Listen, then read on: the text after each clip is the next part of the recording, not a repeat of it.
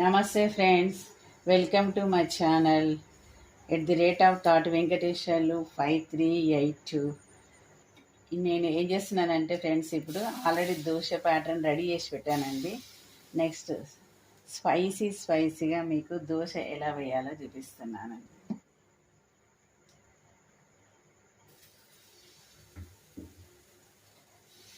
చూడండి friends, hotel taste లాగానే ఉంటాయండి.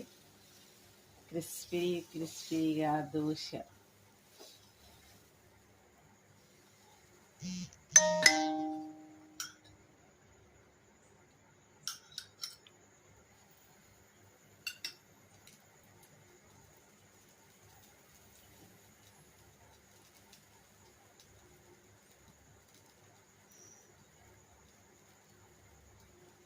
జనరల్గా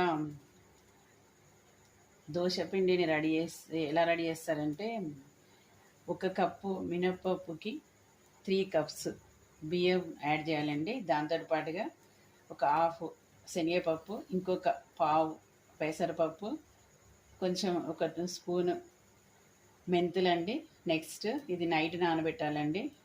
మార్నింగ్ వరకు మనకి మార్నింగ్ కావాలనుకుంటే నైటే మనం రుబ్బుకొని పెట్టుకోవాలండి. మినిమం ఒక 8 అవర్స్ ఆర్ 6 అవర్స్ నానబెట్టాలి.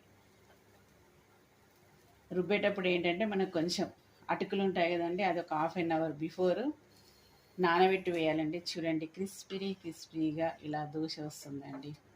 చాలా టేస్ట్గా క్రిస్పీగా ఉంటుంది.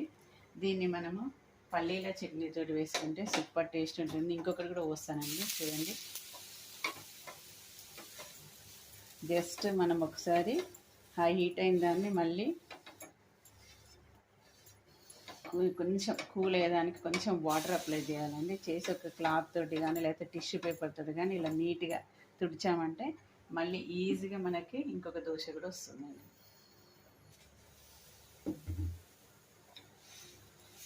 దోశను స్ప్రెడ్ చేసేటప్పుడు ఫ్లేమ్ను ఫుల్లో పెట్టుకోవాలండి.